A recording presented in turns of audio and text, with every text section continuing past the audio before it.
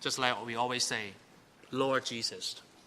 But how do you treat him as your Lord, not your servant? Now, some people treat Jesus as his servant. That means you tell Jesus do whatever you want him to do for you. That is totally wrong concept. Jesus is not your servant. Jesus is your Lord. But how can he become your Lord? You must fear him.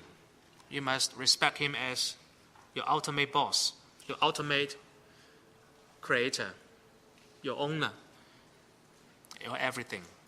So that's why it sounds simple, but we really have to learn and digest and understand what is the true meaning of fearing God and apply them into our life. So let's kneel down and pray and ask the Lord to guide us.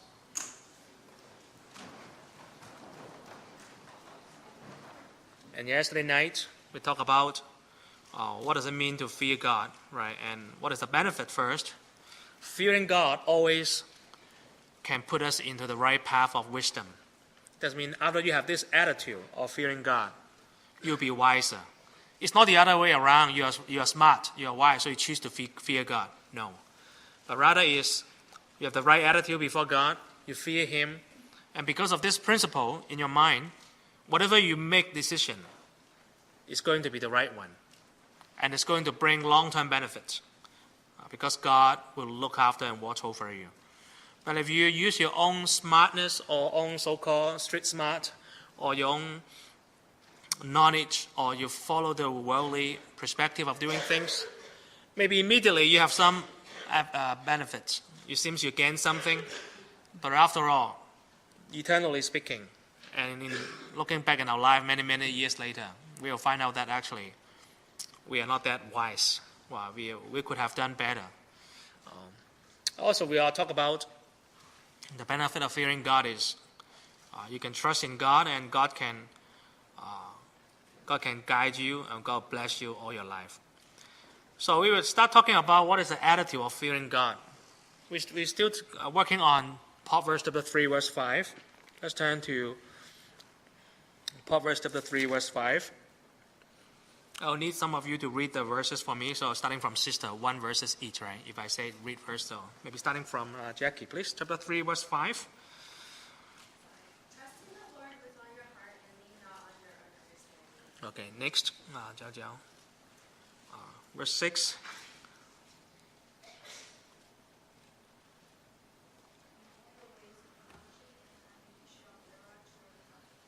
Okay, 7. Read louder, huh? Do not be wise in your own eyes. Fear the Lord and honor God. This 3 verse talks about what is fearing God.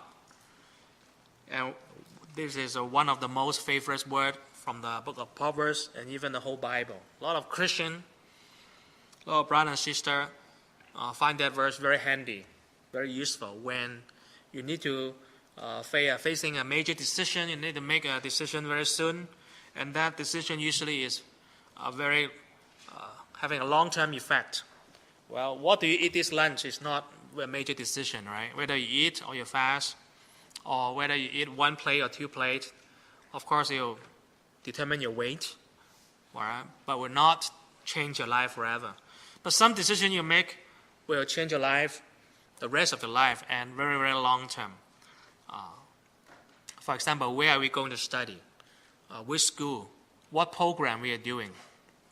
Because where you're going to study related to where you're most likely to live after you graduate, or what kind of job you're looking for.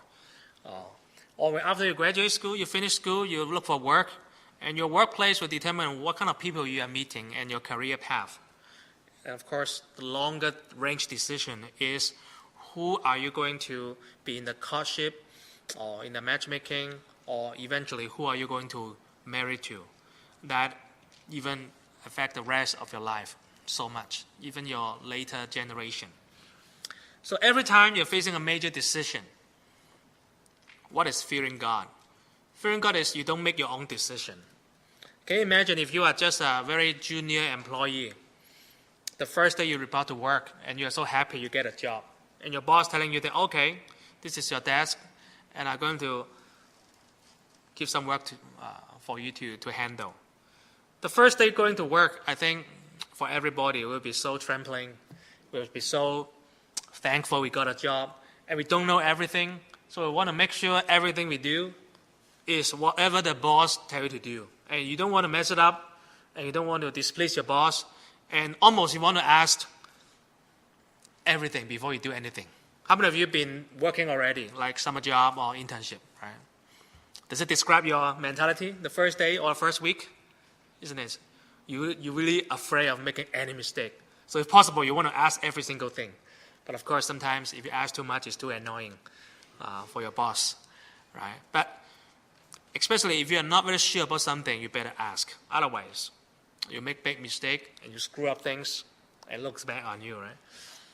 But after a week, after 1 month, or after 1 year, this kind of mentality disappear, right? You think that, oh, you're right on the job already, you have some kind of experience. Why should I ask? I know how to handle things. I still remember when I worked my first internship. The first few weeks, I was so diligent. I tried to show the boss that I can do the work, ask everything. But after a while, I don't ask. I think that I think I can handle it. I think I know what the boss want me to do, and I think I know these things. So without asking him, I changed one of the formula in the spreadsheet. I think that is supposed to be the way that should work. I was helping my boss doing some budgeting. In those days, everything, we're still using Lotus. I don't know I think nobody know what I'm talking about, Lotus. Before Excel, there was Lotus. But now even the spreadsheet at the time. So I changed one formula. I think that should be the way that be working well. I'll make it nicer for him. I'll make the whole spreadsheet even more efficient. And end up that after I change everything, there's error sign at the bottom of the outcome. So the boss was yelling, why got an error sign here? It was not like that. It's not supposed to be like that. Well, the boss said, well, I don't know neither. But I changed one of the formula thing, which I think I will working better. And the boss was so mad at me, even swearing at me. He said, what have you changed? Why don't you ask, right? This is not supposed to be that way. Try to be smart yourself, right? If you have something you're unsure, you ask. Why you try to be smart and do something that I didn't ask you to do? Wow, and then that mistake I never forget. So when you first report to a work, you really don't know anything, you ask. But after a while, you think that you know something. I think that is our attitude in our life. God doesn't want us to be smart in our own eyes, right? God wants us to be simple-minded, childlike, and every time you want to make a major decision, make sure you ask.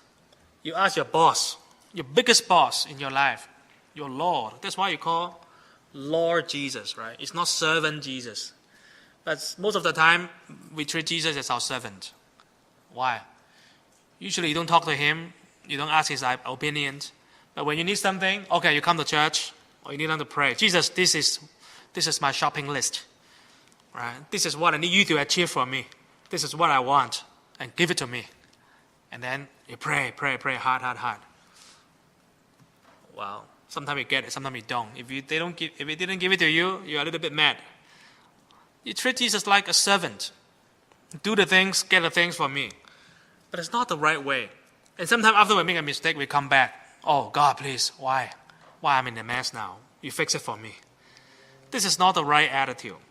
So fearing God, starting from when you make decision. Actually, not only major decision, even big or small, you have to rely on God. Here said, trust in Him with all your heart, and do not lean on your own understanding. So, brothers and sisters, nowadays, if you are facing a situation you don't know something, who will you go to usually? Right?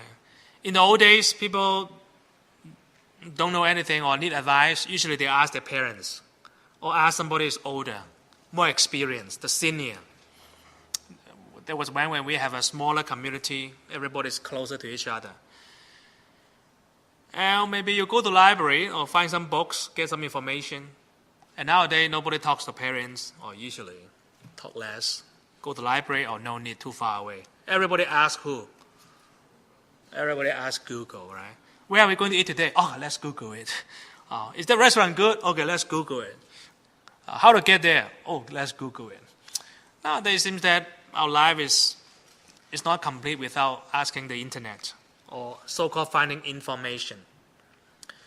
Information is good. You need information to make decision, but you need wisdom to make the right decision. Knowledge is not guaranteeing you make right decision. Knowledge only help you the process that you know what are the options there. But you need wisdom from God. You need the help from God so that you can make the right choice. So every time you do something, you really have to pray before you make a decision. Look at David, King David. Let's turn to 1 Samuel chapter 17. 1 Samuel chapter 17.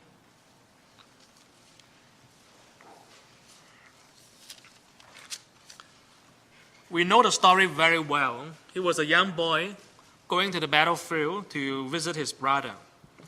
But fate arranged him to encounter Goliath. Even though he didn't want to be a hero, but actually he was put on the spot. After hearing Goliath shouting, blaspheming God for days, nobody come to challenge him. David offered himself. And while other people laughing at him or looking down at him, but David told Saul that I can do it. Not because I can do it. Let's read verse 36 to 37 next, please. 1 Samuel chapter 17, verse 36. Yeah, sister.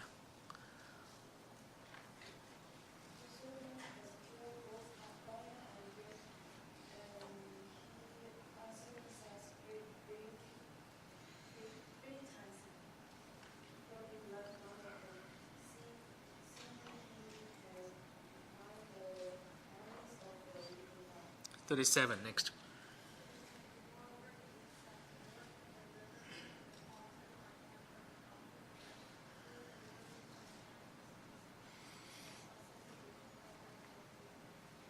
You see, when David facing the first challenges, the first major challenges in his life, Goliath, the giant, facing him.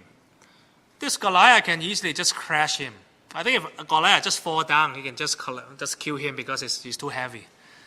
Without David doing anything, we just fall down and sit on him and just kill him.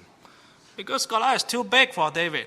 David was a young man, so young, maybe just not even 18 or 20 years old. He was so young. But what did David say? I rely on the Lord. The Lord has saved me from the bear, from the lion, and the Lord will deliver me from the hand of this Philistine. God will deliver me. So all he was looking not to Goliath. All he was looking is looking up to God. So brothers and sisters, think of you today. Are you facing any situation, difficulties, like you're facing your own Goliath? Your own challenges, maybe your own weaknesses, maybe your family problem, maybe your future choice of your career, of anything facing you that you don't know how to handle. Maybe your own emotion. Remember, you have to trust in God. You have to trust in God, not part of your heart. If you look at Proverbs chapter 3, verse 5, all your heart, 100%. This means without God, you die. Without God, you cannot do anything. There was a brother testify about after he finished college, he was looking for a job. He testified to me that actually, after he finished school, he'd done a couple of interviews. Actually, every interview that he went for, he do a lot of preparation. And for me, he is a smart boy. All right, he's thinking fast, talking fast, very diligent. It looks okay too, right? Looks quite smart. So he told me that, okay, he prepared for the interview. He was asked a question, and he answered all the questions so perfectly. Even he himself, after the interview, he felt that, I'm just waiting for the call for the second round or the job offer. So when he come home, the mom asked him, how was the interview? He said, wow, couldn't be better, right? But days come, 1 day, 2 days, 3 days, there was no call. And then he go for another interview, he performed the same, but there was just no call to follow up and no call for a job offer. So after a few months of doing that, he started to get frustrated and doubting.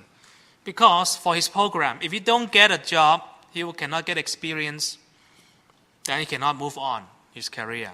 So for a few more weeks, if he still have no job, then he will have to waste another year trying to do the same thing again. Then he started to kneel down and pray more seriously. It's not that he didn't pray before, but when he prayed, he think that, well, I'm doing okay, but God, I just need a little bit of help, and then I think I'll be fine. But this time, he telling God that, no, God, things are not working at all. I know, I didn't trust in you with all my heart. I trust with you. I trust in you with part of my heart, and you are just assisting me. I know I need some help, but he tell God that, sorry, I didn't trust in you with all my heart. So this time, that night before the last interview, he was praying so hard that, God, if you didn't help me this time, I'll waste 1 more year doing nothing. So you got to help me. Tomorrow is my last interview of this period, and if I didn't get a job, I'll be wasting so much time. So next day he went for the interview. He sat down. He was so nervous. Of course, he prayed before the interview. He prayed in his heart, right, as he was before. But this time he was really hand everything to God. So during the interview, he was asked question.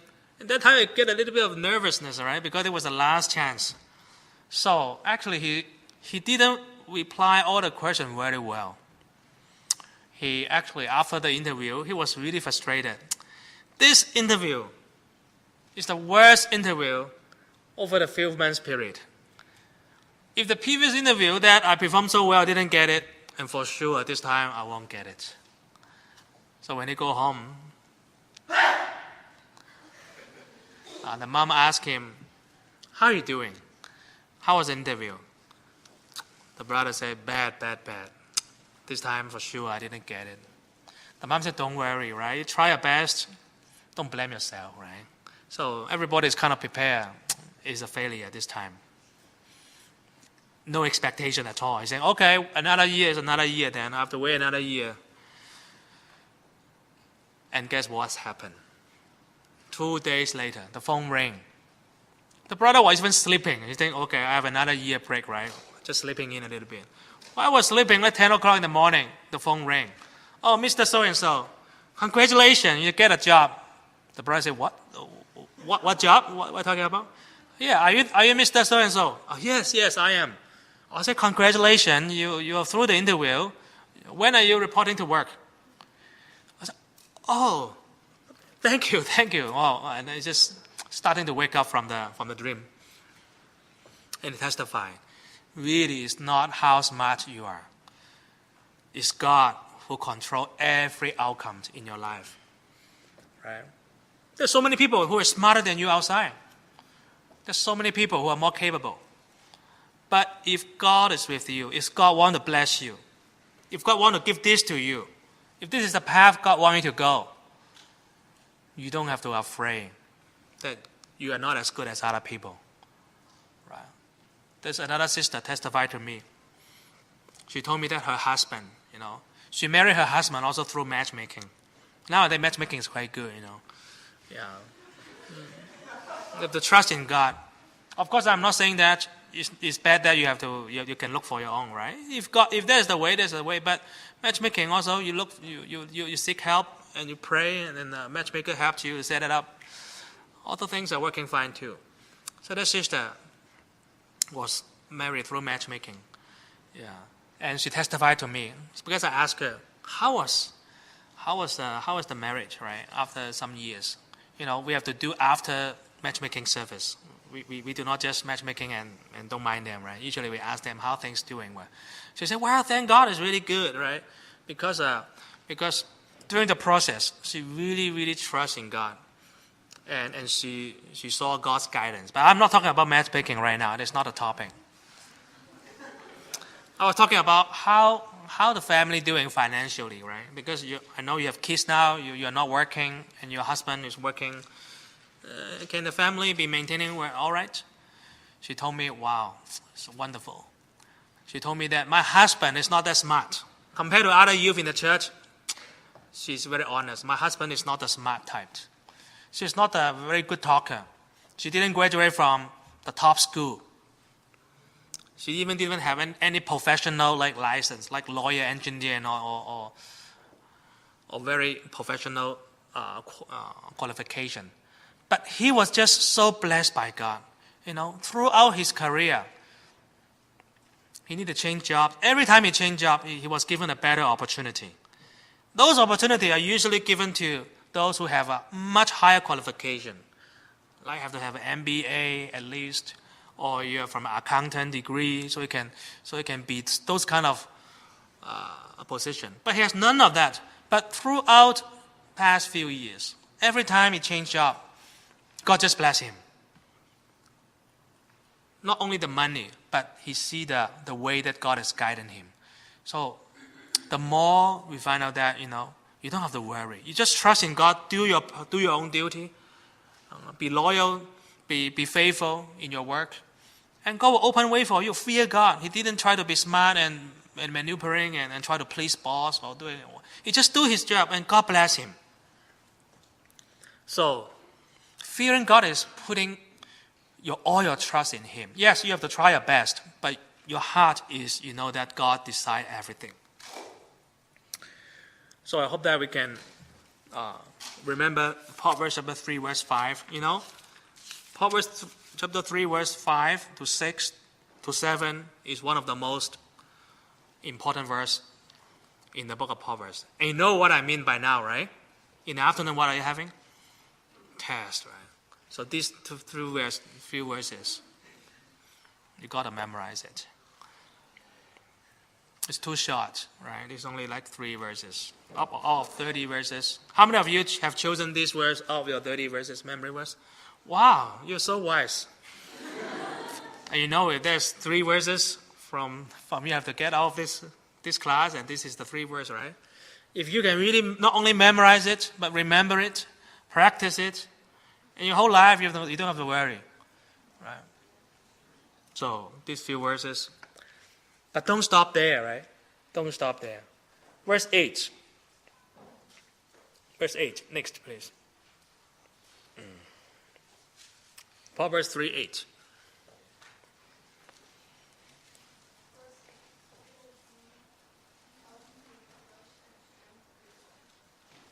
9.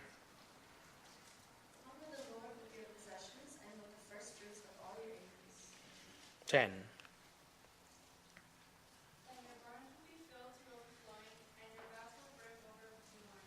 Okay, what does it mean to fear God? Here, not only you trust in him and make decision, right? After he has blessed you, after he has guided you, you have to honor God with your possession. Underline this, it's very important. Fearing God is after God blessed you, after God guided you, you have to honor him with whatever God has given you, big or small. If you're a farmer, God bless you with good farming harvest. You bring all those first fruit before even you enjoy it, before even you sell it for profit. Bring the first batch of your harvest. Bring it to the temple of God. Bring it to the priest. Say, this is the first fruit. Before I enjoy it, God, you enjoy it. Of course, God did not eat the fruit, right? You bring the priest to eat. You bring it for the priest, to the Levites, because the priests, the Levites, they don't own any farm. So in the Old Testament time, they have to eat from the offering from the people. So they respect God. So honoring or fearing God means you respect God and honor God with your offering. Write it down, brother and sister. It's very important. It's not just that, I just ask God to help me, and after God help you, you just walk away. Why God help you to find a job? Because God wants you to make constant, regular offering of tithe and thanksgiving. It's very important. older generation may not have the habit of offering tithe. Because when they come to America, life is tough. They have to raise you as a family. They have kids. So, to be honest, our church, the financial offering is not all the member offering tithe. If all the member offer tithe, the church will not lack any finance to buy any buildings, to hire more workers, to improve the compensation, to do any project. But the fact is, our church, that portion of member offer regular tithe is not that high. This is a fact. And our church, we don't force people. Unlike other church, right? If you go to other church, if you don't offer, no, they will make you look ugly. You know, after the service, they circle the box, they circle the bags. You have to offer, or they have the big offering basket here. Everybody have to come to offer. So is it true? Yeah, it's very emphasized. But our church, we don't force people to offer. The box is there. But now you're the young generation. Even you just have a part-time job. Even you earn very little. But from now, you honor God with your possession. 10% must give it to God. After you got your full-time job, 10% must give it to God. This is no discussion. There's no negotiation. It belongs to God. So honor God with your possession. And this also means fearing God. This is very important. There was a brother. He knew that by his own ability, he couldn't get job by himself because he was a new immigrant. His English was not good. He had no experience in the new country. But he was praying to God, God, you help me to get a job after I graduate. I promise you the first month of the salary, all go to your house. And then from now on, all my 10% I have to offer to you. Because he knows by himself he cannot get anything. But thank God, God really blessed him. Right after he graduated, God gave him a job to help him to support his life. So as he promised God, 10%, the first month of salary, 100% go to the offering box. And on for next month, from second month, 10% never stop since he started working. Because he feared God. The Bible said 10% belongs to God. If you don't offer 10%, you rob God. If you rob God, how can you fear God? So that's why Proverbs says, honor God with your possession, with your money, with the offering, with the harvest from your barn. Respect God and honor God like this. So you are the young next generation in church. In the future, you earn stable income. Some of you will even have high income. Doesn't matter. God doesn't look at big or small. God look at the percentage. If God bless you with little, you offer the 10% of the little. God will still bless you. If God allow you to have a lot of money, you can never forget God. This is given by God. At least 10%. 10% is the responsibility. But more than that is Thanksgiving offering and also church building offering. For example, look at our church. Look at our church in USA, right? This is 120-some students here. Isn't it? But we don't have enough space. So all of you, sometimes I see it, you're lying everywhere in the chapel. Sometimes I have to be careful. Don't step on you. All right. And there's only like three toilets for the brothers. There's one 马桶, one and then two there. So many brothers fighting for 3 toilets every morning. I saw you. Some of you are very desperate this morning. Keep coming, checking. Oh, somebody there. Okay. Hold on to it, right? Endurance. Right? I know you are suffering, but thank God, no accident happened, right? So many sisters. There's only 2 small toilets. In the future, our church need to develop. We need to build big training center, right? With a lot of rooms, a lot of toilets. Big conference center with we can do activities, right? So it's rely on you, the future generation. If God bless you with money, you have to offer. You have to help the church with better facility. And if you have to preach to more country in North America and South America, Central America, there's so many countries need to be evangelized. We need a lot of money. So don't think about in the future, I earn money, I buy big houses. If you want to earn big money, it's for Jesus. Some youth, after they earn big money, they only think about, get big houses. Because I know so and so, they got big houses. So when I earn big money, I want to earn big houses. It's not a sin to live in big houses or earn big houses. Right? But if your heart is only your goal for earning money, your aspiration is only owning something material, you have wasted what God bless you, the talent and your earning power. Right? Our church really look like a poor people church sometimes. If you go for other churches before, do you agree? Some of you come from other denomination.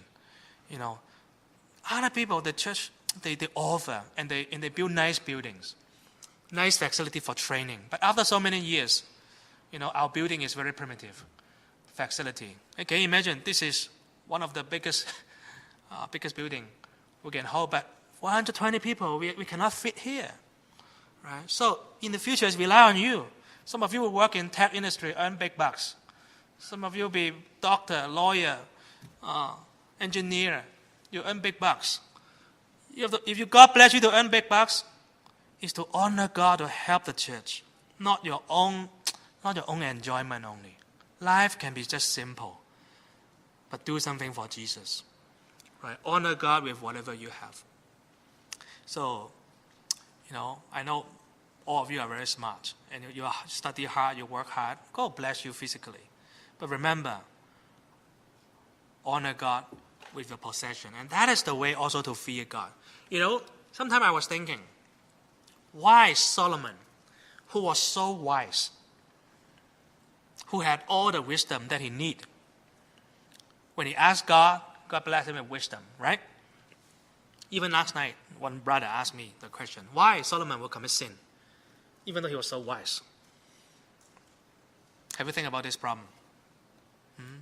I keep thinking, right? How come someone with so much wisdom, he can write so many Bible verses about wisdom, eventually commit sin? I don't think I have the absolute right answer, but I think it has two possibilities. First, why Solomon will commit sin?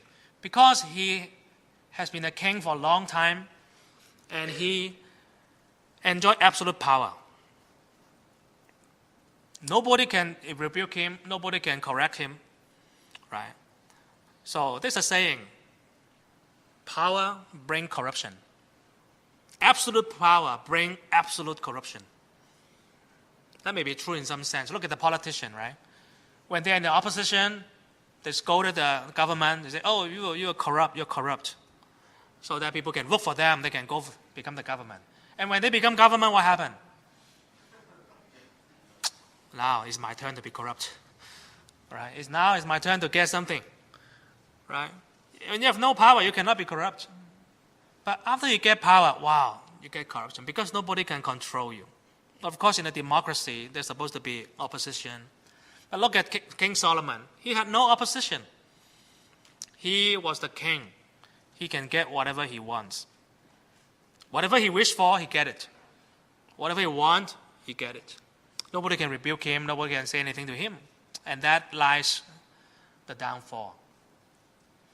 So that is one reason, I think, Solomon, why he failed. So if today, nobody tells you the truth, nobody dare to rebuke you, don't think you are doing all right. Don't think you are very spiritual. Maybe people just don't want to rebuke you or just don't want to say anything to you because they think you will not listen. Now, another way why Solomon was committing sin, of course, we always mention about all the concubines, right? All the concubines, all the women caused him to worship idol. But let's not talk about that now. Why he losing the heart of fearing God? I think he focused so much on material enjoyment. He has so much money, then of course he has to think about how to spend his money. And to spend his money is every day focused on material enjoyment. Food, women, drink, alcohol, looking, dances, or entertainment. The more he focuses on entertainment and all the physical enjoyment, the lust of the flesh, the heart of fearing God disappear. Because these things go contradicting direction. If your flesh suffer, if you're facing tribulation, you fear God even more. But if your heart is thinking about entertainment, big houses, palaces, women, drinks, food, he's slowly forget about fearing God. So in the future, if you earn big money, if God bless you, don't focus on physical enjoyment. Use it moderately. Okay, I'm not saying that you should not enjoy the money you earn. Use it moderately, but remember, fearing God is use the possession to honor God. This is very important. The second point about fearing God is to be far from evil. Let's turn to Proverbs chapter 8, verse 13. Proverbs chapter 8, verse 13. Next.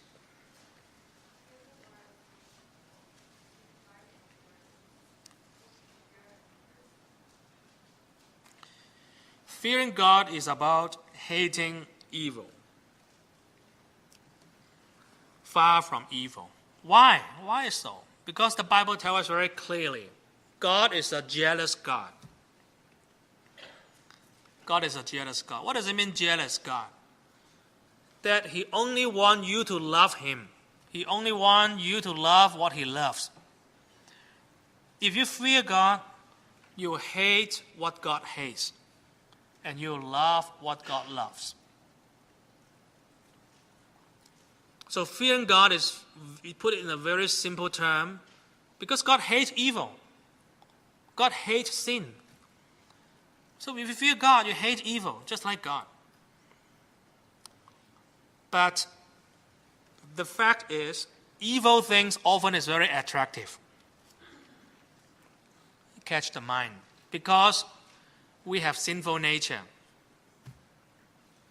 Do you know why what kind of movie will sell nowadays? If you make a movie like talking about a couple, they keep holy and then they get married, they have good marriage, they have a couple kids, every day they're doing the same thing until they are 78 years old, they die. Do you think this kind of movie anyone will watch? Right? Very boring. Good things, kindness, purity, all those are good attributes. Sometimes sounds boring to the evil soul. Because the world is evil, that's why it's love evil. So that's why the program, TV program, movie program have to have blood, have to have somebody get killed, the head chopped, bullet flying around, and then people are sleeping around, marriage breaking up, and then infidelity, betrayal, sexual immorality. Those kind of things attract attention. But those kind of things is what God hated. Whether it's a real scenario or it's just like put into drama. It's not what God doesn't like. So, how can we fear God? Is to hate evil. Brother and sister, you have to tell yourself, you are in one of the most evil ages of all time. 3,500 years ago, Joseph was living in Egypt. Egypt was the highest civilization at the time, equivalent to today, 2017 America, Western culture. But 3,500 years ago, Egypt was already very wicked. The sexual immorality was so high. He was facing the classic temptation. But how did he resist it? Right? Let's turn to Genesis chapter 39. Genesis chapter 39. From 7 to 9. Next.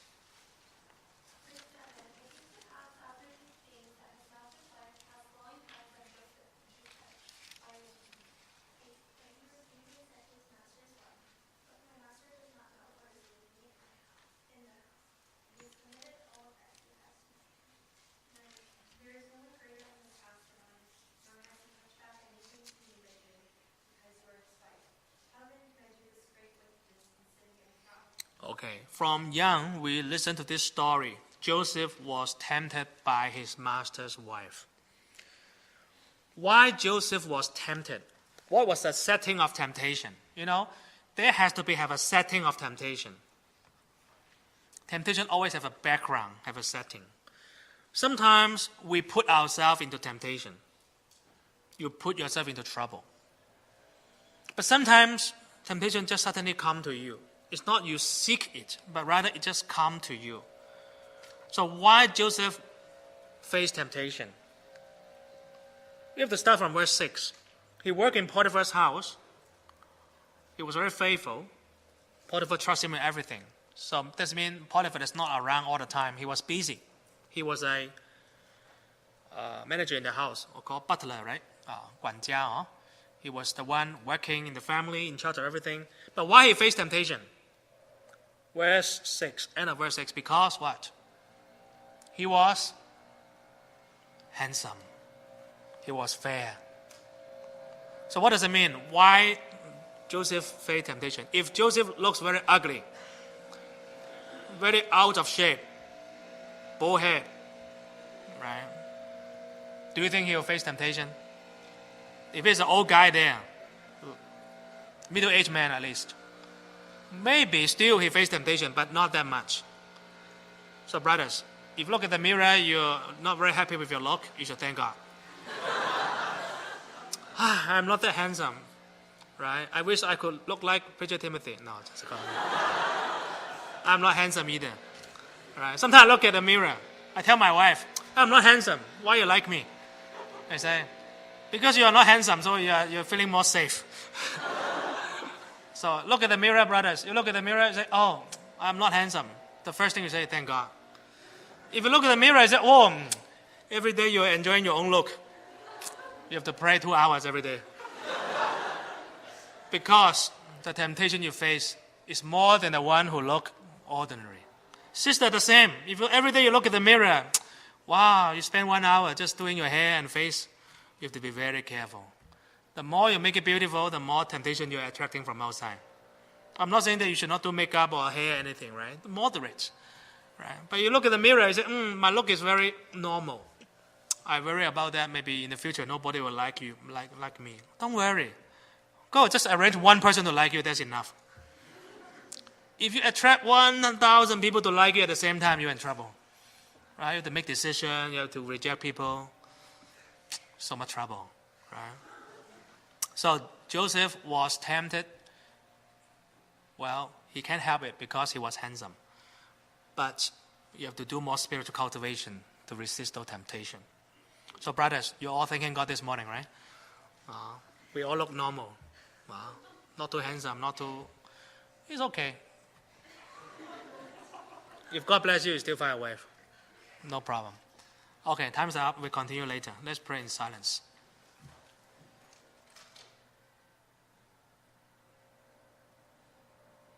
Amen.